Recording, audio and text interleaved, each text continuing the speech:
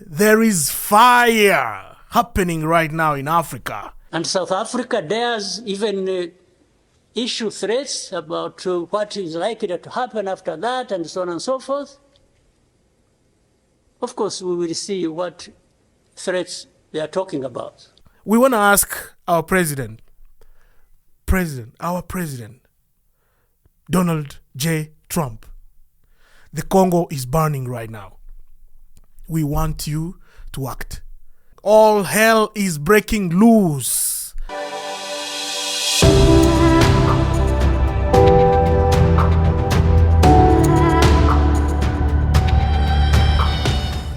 Hey folks, welcome back to the America Podcast Nation. My name is Pascal Bisimwa, aka B Spas, and I'll be your host. So guys, today actually we're going to be sharing this message in French and English, but we shall start with English and then we do some little French because you know our French is no longer good.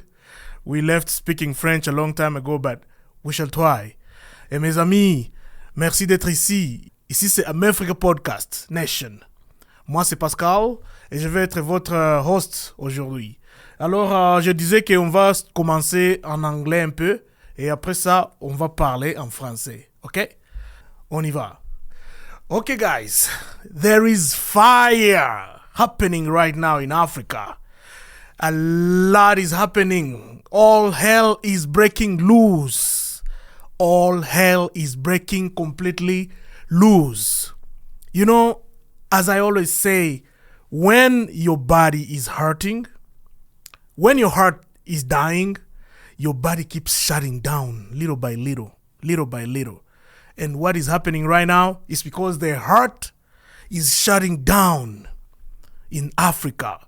And we call the heart the Democratic Republic of the Congo because it is the mother heart of the of the whole continent of Africa. Let's not forget about the potential that this country has in the middle of Africa and that can spread throughout Africa. There's something I wanted to say.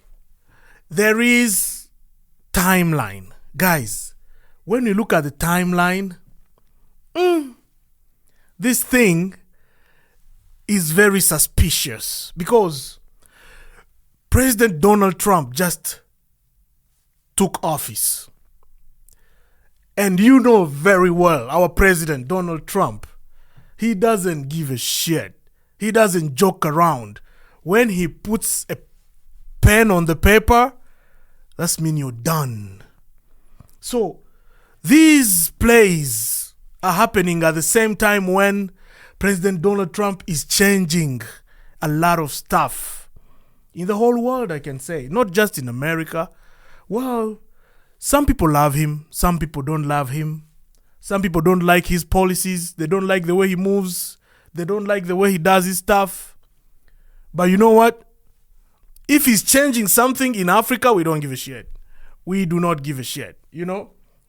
I'm speaking on behalf of the African generation right now, like today's generation. And if we are hurting right now, it's because Donald Trump just came in and people are afraid of what he's going to do. And let me tell you, he is about to act. So these plays, these kind of like pulling each other, corners, lying to ourselves for decades. Let me tell you, there are propagandas that have been distributed in the whole world. Crazy propagandas from our brothers, our own brothers in Africa. Our big brothers, our small brothers. Big brothers tell lies. Small brothers get those lies, manufacture them, change them, and produce the best ever lie. And imagine now the whole population, the whole African population, or maybe the whole world, gets to understand that, okay, this is what it is compared to the real reality. We are talking in tongues right now, but when you dig deep into what is happening, you'll come to understand that, oh my God, we were lied to for a very long time.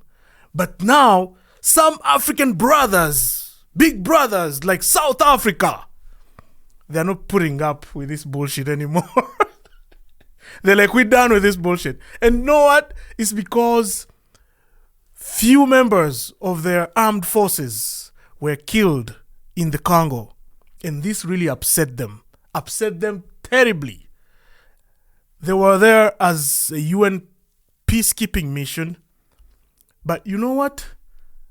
I think I can give respect to South Africa for standing up for the Congo.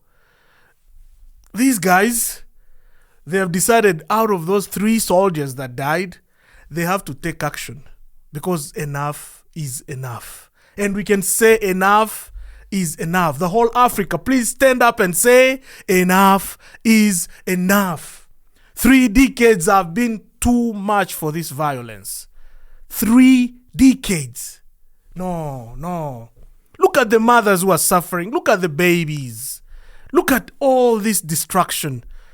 Like Africa, we're going back 50 years back into maybe colonization, divisions, fighting among ourselves. What are we doing? African brothers, why can't we wake up? Who can talk to our brother, our big brother, the president of Rwanda, Paul Kagame, to chill, to calm down a little bit? Because he's about to burn it all. He's about to do some crazy shit. How can you stand up against South Africa? South Africa? People who have been through apartheid, segregation, racial divisions, fights. You know, I don't even know how to put it into perspective. But this big brother is ganging up against South Africa. And South Africa dares even issue threats about what is likely to happen after that and so on and so forth. Of course, we will see what threats they are talking about. And saying, you know what? We're going to deal with you if you come and check us. Oh my God. Yeah, so it has happened that, this has been going on for a very long time. This propaganda has been going on for a very long time. People have been deceived. They have been lied to for a very long time. This lie was orchestrated and packaged. And now, the whole world is seeing what is happening. And the whole world has come to understand that, so you play the victim. You act like a victim. So you do all this stuff so that we can love you, we can give you support, we can help you rebuild your country. But you're fucking around with other people. Wow. This is just something we are touching. You know, when we want to heal the wound of our own African brothers and sisters, we have to really dig deep to know, where did we go wrong? Where are we going wrong? Conflicts are everywhere in Africa. We know there are some big conflicts in Africa, but the one that is really, really top of the line right now is the one in the Congo. And that's why we are talking about it, because there's no way we can let this happen. It has been going for so many years. Guys, I think it is time we wake up. Our brothers and sisters here in the United States, for us Americans, we are now focusing on artificial intelligence, AI. We want to go to the moon. Elon Musk is taking us to planet Mars. Africa, we're still fighting.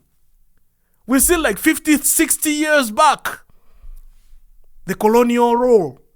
The other time when people used to pull each other, break each other down, condemn each other, look at each other like dumb. You know, there's no way one population can see another population like dumb just because they live their life differently. This has been happening. Like, the Congolese people are treated like they are dumb forever. They don't know anything. They cannot fight for themselves. They don't know nothing. No. Believe me, the Congolese people are a special creature from God. Because these guys, let's say me inclusive, we love what we call life. We enjoy our life. We can be poor, but we can be very happy. Differently from other people in our neighboring countries, they can be poor and they die poor and they will never be happy. Some people even die without even ironing issues with their family members or maybe. But for us, we die in peace. We pray to God. We die in peace. We die partying. We party. And you know very well how we do it. We've left a mark on the African continent, how we do party. But our parties are now being crushed. Now we are into politics. We are into a lot of stuff, killings. Just because we like to party? And then they look at us as dumb? Hey guys, it's time for you to wake up. Brothers and sisters, our cultures are different, but we are one people. We are one people. We are one African body. The African body. Actually, we should start creating some crazy unity called the United Continent of Africa. Did you hear me right? The United Continent of Africa. Because we thought we had the African Union, but the African Union doesn't give shit about what happens in these countries. They're just there to pretend like they're doing something, but they're not. Because if they were doing something, they wouldn't allow a brother fight another brother in Africa. So for us, the youth, we are coming up with force. We are coming up with a different perspective. We want to know how we can learn and enter into these things and progress with the rest of the world. We want to assimilate into artificial intelligence and copy from the best minds in the world and start developing, start growing, start coming out of our primitive thinking of fighting, killing each other for nothing. We have to first cleanse Africa before we can get to the level of other countries in the world. Let not little development fool you. A road, some little buildings, and see that everything is okay. Somebody is pretending that he's working, but he's not doing anything for the people. Let those small developments, let those things don't lie to you. Let them not be your blindfold. Because that's the blindfold that everybody was put on. But now everything is coming to light. And believe me, there's that saying in Africa that they say, your butt has been exposed. That means, I don't know what I can say now. Your butt has been exposed. You lied to people for a long time. Now everybody knows the shit. What are you going to do? And Donald Trump, when he sits on this, oh my God. Yeah, it's going to be crazy. You remember, he only sent one message to this war in Israel and Hamas. He said, all hell is going to break loose if they don't release those hostages. What happened? It's not even a week. How many hostages have been released? So you're joking with Donald Trump. Now, we want to ask our president, Donald J. Trump. The Congo is burning right now. We want you to act. We want you not to put a blind eye on it. I know that it's a lot happening in your administration, but please, this is one of the emergencies. This is one of them. Please, I know you're busy dealing with a lot of deportations. You're dealing with a lot of stuff right now. A lot of stuff. You're changing policies. You're changing everything. But please, look at Africa, because we are also people. And you lead the whole world. You don't just lead America. Do something about this. Okay. So, we're going to listen to this sister to give us a depiction of how everything is happening in the Congo, so that it can give you a little bit of an idea why we are speaking to you bringing to you this message so that we can cleanse this mess. You know, we want to wash this mess. We want to get done with this. It's been so many years we're fighting in Africa. Parts of the Democratic Republic of the Congo are under siege by a Rwanda-backed rebel group. And yesterday, Congo's president sent a clear message, vowing to fight back. The M23 rebel group took control of Congo's eastern city of Goma along the Rwandan border in an offensive launched last week, intensifying decades-long tensions and conflict between the two nations. The latest violence has killed UN peacekeepers, overwhelmed hospitals, displaced hundreds of thousands of people, and sparked fears of a wider regional conflict.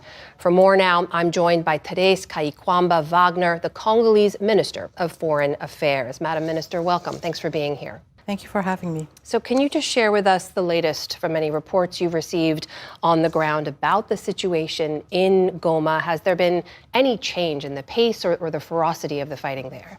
As you mentioned, we are faced with a dramatic situation, a very dire humanitarian situation that we have been observing for the past months has been exacerbated by the de facto occupation of sovereign Democratic Congo territory by the Rwandan Defense Forces.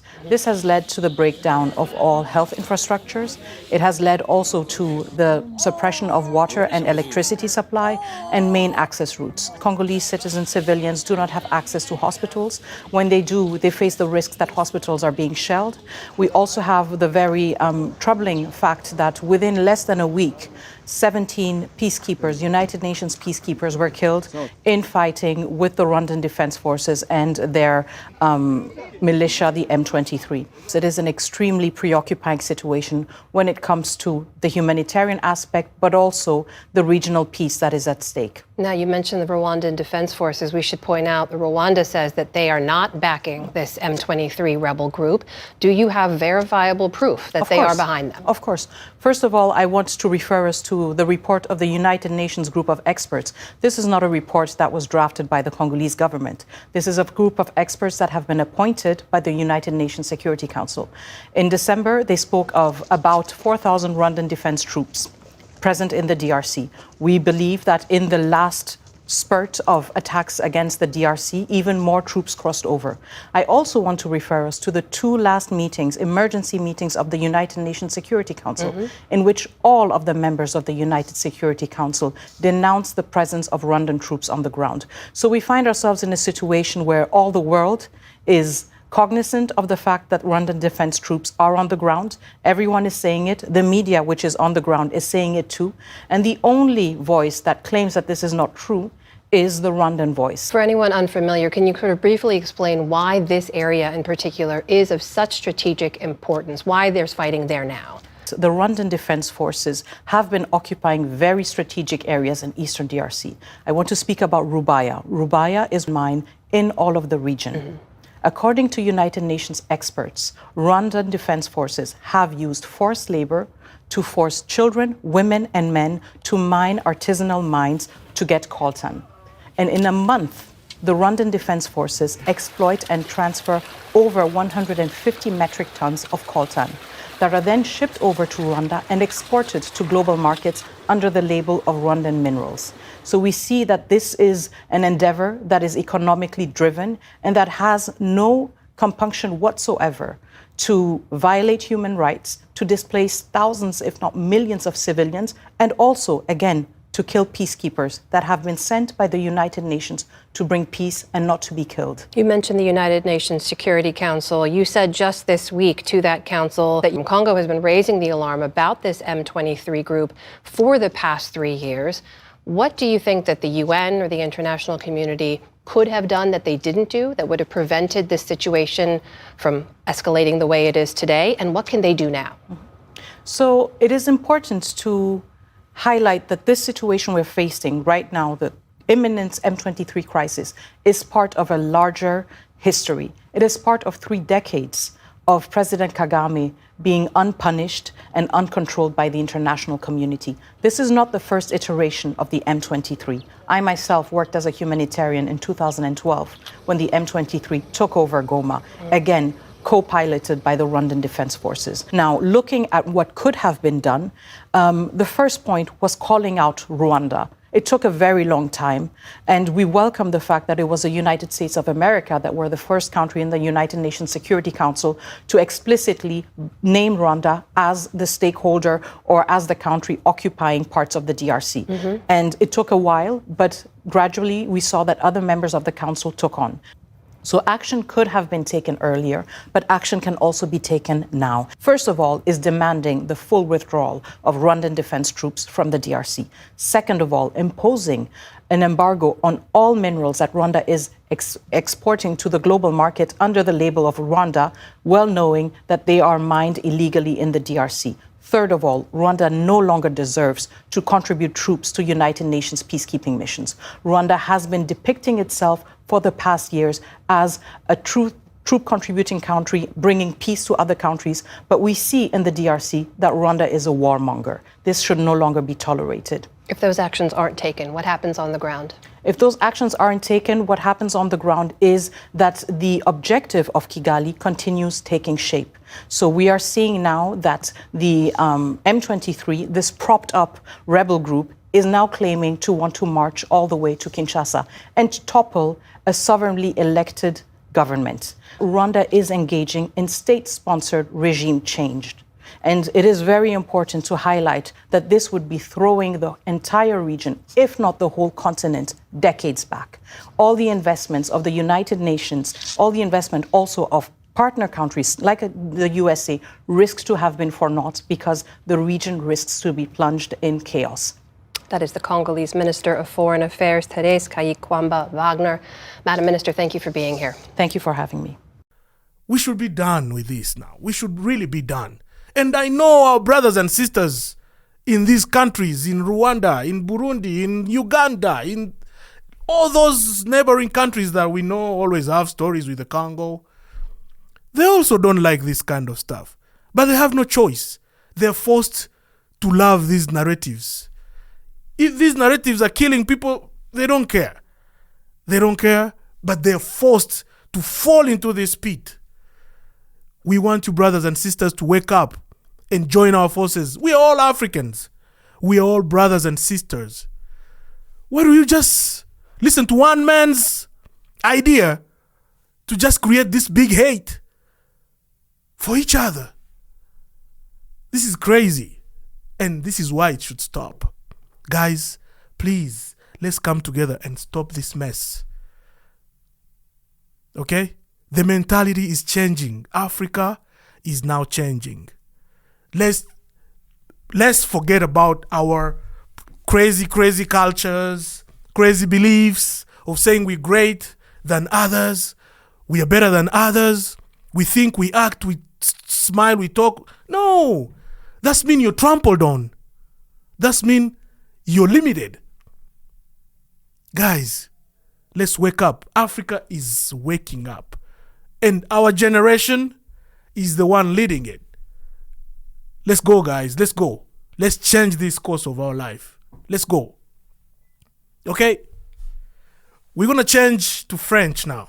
Mes chers amis, je ne sais pas comment dire, mais il y a quelque chose qui se passe en Afrique à ce moment. À ce moment, l'Afrique centrale ou bien l'Afrique de l'Est, il y a les feux, il y a les feux. Ah, il y a les feux. Parce qu'il y avait beaucoup de propagande qui était propagée avant qu'on essaie de comprendre qu'est-ce qui se passe en République démocratique du Congo. Mais à ce moment, tout le monde commence à savoir que c'était des mensonges. C'était des fictions. C'était des mensonges. Alors la population est tellement éveillée à ce moment. Aujourd'hui, on a les médias, on a les social media. Aujourd'hui, on parle de tout. On voit tout, on recherche tout. Et aussi les gens qui sont sur terrain. Ils parlent tout, ils disent tout, ils filment tout, ils mettent tout sur les réseaux sociaux. La population, le monde entier, ils voient tout. Et s'il y a ce qui se cache encore, tout le monde commence à savoir maintenant que, oh, c'est ça ce qui se passe au Congo, mais on nous avait dit notre histoire. Mais la réalité, c'est aujourd'hui maintenant. C'est déjà 30 ans qu'on se bat avec nos frères et sœurs, nos pays frontaliers. Ça doit se taire, ça doit cesser, ça doit finir. Qu'est-ce qui se passe entre nous les Africains? Qu'est-ce qui se passe vraiment? Je n'arrive même pas à comprendre. Vous savez, pour nous qui vivons ici aux États-Unis, nous sommes des Américains, mais nous avons notre identité africaine. Et on veut venir à la maison, on veut visiter à la maison. Mais comment est-ce qu'on peut venir à la maison là où il y a beaucoup de calamités, beaucoup de désordres, beaucoup de guerres, beaucoup de chamaillage, beaucoup de manque de respect, beaucoup de haine? C'est parce que l'Afrique, on ne veut pas avancer. On ne veut pas avancer. On veut rester seulement là, en se battant. Jour et nuit, pour des raisons, vraiment des intérêts privés, des intérêts personnels. Jusqu'à quand on va faire ça? Jusqu'à quand? Vraiment, je vous demande de vous lever et aider vos frères et sœurs au Congo. Parce que ça nous concerne tous. À ce moment, ça nous concerne tous. Non pas seulement les Congolais ou bien d'autres pays qui veulent que le Congo soit stable et tout ça. Non. Nous tous, comme frères et sœurs africains, on doit s'élever et on doit parler de ça. On doit faire quelque chose pour ça. Ok? Vous allez m'excuser un peu parce que mon français n'est plus riche comme je savais même des années, même 20 ans après. Oui. Mais à ce moment, peut-être je peux parler un peu, juste un peu, pour passer le message. Je sais qu'il y a beaucoup de haine en Afrique. Et c'est pour cela que nous sommes ici, pour essayer d'éradiquer ou de finir cette haine. Parce qu'on n'avancera nulle part si on ne cède pas à finir la haine que nous avons. En Afrique, on commence par l'Afrique, avant qu'on aille dans les diasporas ou bien partout ailleurs. Les Africains, on doit s'aimer. Parce que personne ne nous aime. Si vous allez dans des pays différents, personne ne nous aime. On doit s'aimer. Alors, si on se bat tous les jours, tout le monde, le monde entier, ils ne veulent pas savoir. Ils ne veulent même pas savoir. Je dis, ces Africains, ces animaux sont en train de se battre encore. Vous savez? Ces singes-là sont en train de se battre encore. On doit changer cette mentalité. On doit vraiment changer cette mentalité. Vraiment, mes chers frères et sœurs, je passe ce message parce que je sais que vous allez comprendre de quoi que je parle. On doit vraiment faire quelque chose pour changer notre histoire. Ça devient, c'est vraiment assez. On en a assez. 30 ans. Vraiment, 30 ans. C'est beaucoup des années. 30 ans. Pour dire des mensonges. Pour 30 ans. Oh. Jesus Christ. Alors, mes amis, on va changer ça. On va changer notre mentalité. Et on va commencer étape par étape pour voir ce qu'on peut faire. Parce que ce qui se passe au Congo à ce moment, ou peut-être ce qui se passe en Afrique, c'est dégoûtant. C'est dégoûtant. On ne veut pas même savoir des histoires de politique, de tiraillements. On a nos frères et sœurs qui vivent dans des pays frontaliers qui sont totalement divisés, totalement... Ils veulent envahir le Congo. Pourquoi en faire? Et vous savez que la population va accepter ça? La population peut accepter parce que vous allez prendre par force, mais la réaction après ça, on va retourner 50 ans derrière. Parce qu'on ne finira pas à se battre. Ça va continuer.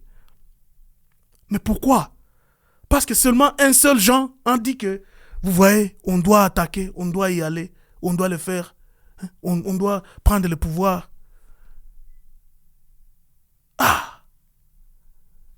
C'est le temps, hein? C'est le temps de vraiment faire quelque chose pour le Congo. Oui, oui. Le Congo, vous savez, pour nous, on aime la vie. On aime la musique. On aime la nourriture. On aime tout comme belle vie. Mais certains gens n'aiment pas voir les Congolais comme ça. Ils veulent prendre l'opportunité pour les déstabiliser, les désorganiser. Nos frères et sœurs en Afrique, est-ce que ça c'est possible vraiment? Est-ce que vous acceptez ça? Le Congo est riche en matières premières. Le Congo est très riche. Ça seulement, c'est notre misère. On doit parler de ça. On doit parler de ça. On doit stopper. On doit vraiment stopper. Si vous avez volé, c'est bien, vous avez volé, mais ça doit se stopper quelque part. Si vous avez volé pour 30 ans, ça doit se stopper quelque part. C'est ça, c'est que nous, comme Africains, doivent comprendre. On doit prendre notre futur dans nos propres mains et voir ce qu'on peut changer. Aujourd'hui, c'est artificial intelligence. À ce moment, c'est l'intelligence artificielle qui fait beaucoup des histoires. Mais pour nous, on se bat. Il y a des guerres. On n'a pas même le temps de concentrer, de se mettre ensemble, de s'asseoir sur la table et demander, ok, qu'est-ce qu'on peut faire? On peut signer des accords. On peut signer ça. On peut signer des deals. On peut échanger l'information. Hey, si vous avez les bailleurs, tu peux m'aider avec les bailleurs. Si vous avez le deal master, on peut regarder comment est-ce qu'on peut échanger. Si on a la matière, vous avez les contacts, et ça se passe. Et on développe. Et on s'aide ensemble. C'est ça l'Afrique qu'on veut voir. Mais pas l'Afrique de tiraillement. L'Afrique de guerre. Nos frères et sœurs, c'est ça mon message d'aujourd'hui. On va continuer à voir le développement, mais vraiment, ça gêne. Ça gêne. Ça gêne. On doit changer. On doit changer. On doit changer. Oui, oui. Le changement, c'est nous maintenant. La jeunesse, c'est nous. Ibrahim Traoré. Vous savez, le président de Sénégal, il s'appelle qui encore? Je ne me souviens plus. Mais il est jeune. Et il va changer quelque chose dans son pays parce que la mentalité est ouverte. Mais nos grands frères, alors on va commencer à les éduquer. Parce qu'on ne sait pas qu'est-ce qui se passe. Si c'est le old age, je ne sais pas. Si c'est l'égoïsme total, je ne sais pas. Mais, nos frères et sœurs, c'est ça mon message d'aujourd'hui. Ok? Let's go to work. Partons au travail. Allons changer l'Afrique. Je vous remercie.